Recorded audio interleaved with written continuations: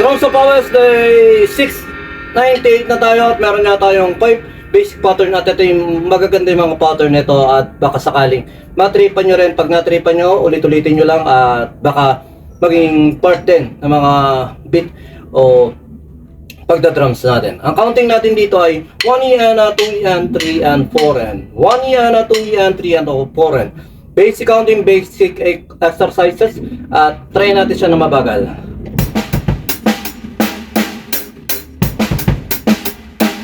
And 1 iana, 2 ian.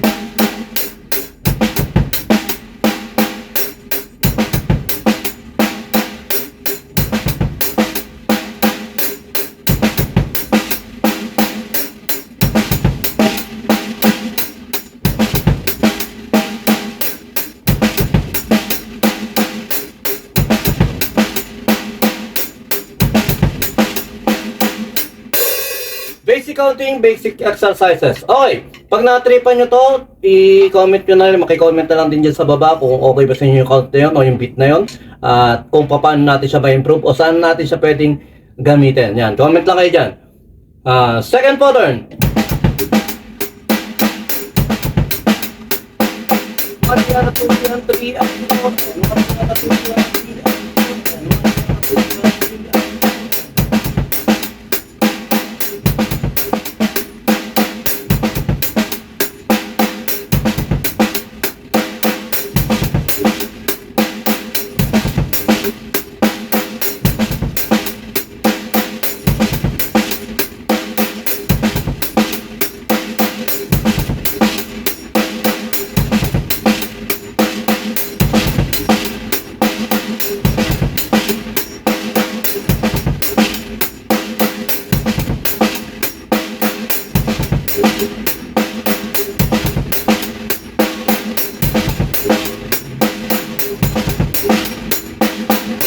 Okay. Third pattern. Itong mga pattern na ito basic lang pero masarap siyang laruin, masarap siyang enjoy at mga basic pattern siya, nakikita niyo yung idea niya kung paano natin siyang pwedeng i-play at baka sakaling ang magamit ko siya sa mga composition nyo o sa mga gusto nyo singit-singit sa mga beat solo na pwede natin magawa. Okay, pattern 3.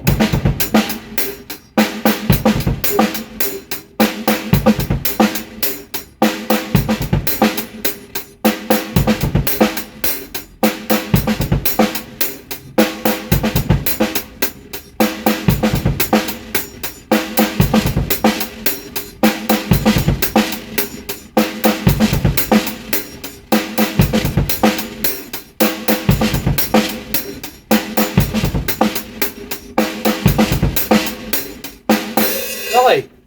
Ngayon, sisikapin ko na i-play siya ng saktong 8 bars para kahit pa paano nagbibilang na rin ako ng 8 bars. Okay. Pattern 4.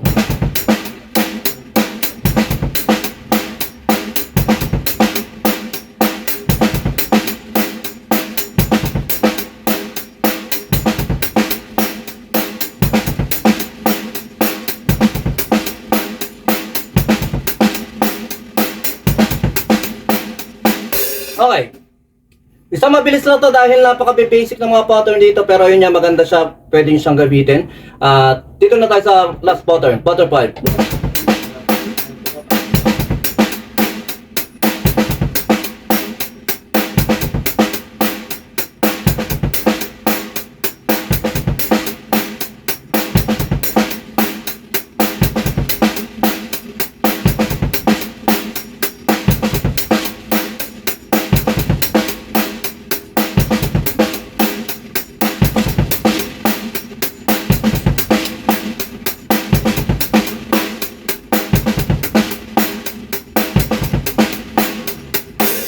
Okay, try ko siya i-play ng 2 bars pa kasi nga madali lang naman siya at kaya nyo rin to.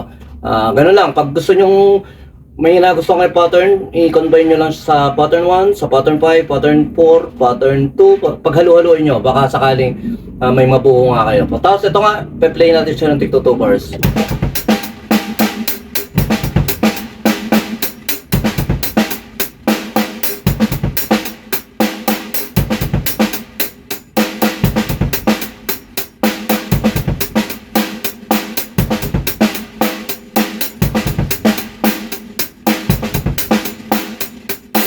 Okay. Ganun lang. Ganun lang natin dinidisiplina, ganun lang tayo nag-aaral ng notation. Pero syempre, marami pang factor, kailangan din natin aralin yung tempo, yung kung paano natin siya mapapasarap i-play. Yan ang pinaka-importante. Mahirap din narinig yung balance sa tunog natin pag ganito tayo, kaya minsan malakas yung snare natin, minsan malakas yung kick, o minsan mas malakas yung hi-hat. Pero sa pagpe-play natin, pag wala tayong ganito, mas masarap talaga, mararamdaman yung balance lang. Sakto lang yung snare, sakto lang yung kick, sakto natin yung ano. Kaya importante, nagmamature tayo sa pagpe-play din ng music. Hindi lang basta ma-play natin yung beat, yung kumbaga maramdaman natin yung pinaka-beat kasi nga tayo yung pinaka-pulso at nandito tayo nagbibigay ng buhay sa count, sa beat, at mararamdaman na makasama natin yun. Pag yung sarap ng palo natin, kahit simple lang, pero bakit masarap, bakit balanse, bakit para ang ganda ng tunog. Kasi nga, ayun yung inaaral natin. At ako man ay inaaral ko pa rin yun dahil hindi naman pare-pareho yung drum set na uupuan natin. Pero may pagkakataon na kailangan natin mag-adjust. Ayun. At ito, kagaya na ito. Nilagyan ko ng ganito. Ayoko man magano kasi type ko rin yung may overtone, pero dahil nga sa record masyado siya malakas, masyado siyang ano, pero mamaya titingnan ko siya kung ano tunog niya. Ito tunog niya pag ano, taas pa ako ng konti nito dahil nga mas gusto ko to. Mas maganda tong gamitin pag nasa open venue kayo eh.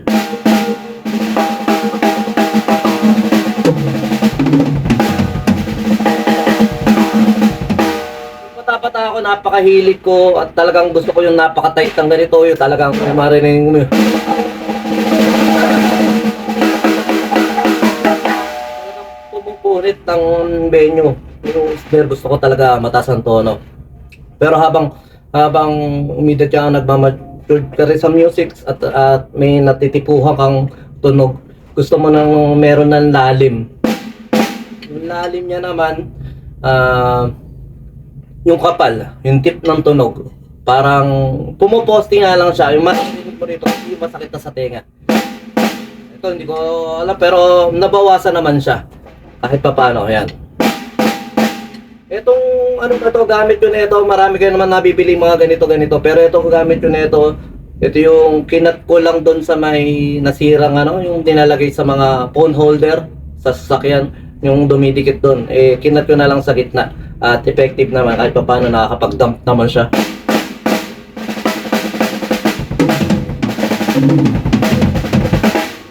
Okay, yun lang. So may nyo kapayapaan, tuloy-tuloy lang tayo. Minsan nakikita nyo pawis na pawis ako, talagang hindi ko na inintindi yung tsura natin dito dahil ang purpose ko lang dito ay makapagpapawis. Habang nagpapawis tayo, syempre nakapag-share tayo ng kahit na kung ano-ano. At maraming salamat sa mga bata at nakakapanood sa atin dyan na nawa sabay-sabay tayo mag-improve at marami kayong mapapanood nyo dyan na mas magagaling. Ayun nga, skip nyo na lang pag mga nadadalian na kayo, yan, skip nyo na lang dahil marami pa tayong pwedeng aralin sa mga susunod na share natin dito sa Drums of Power. So yun lang, sumayin nyo ka pa. Peace with you, God bless.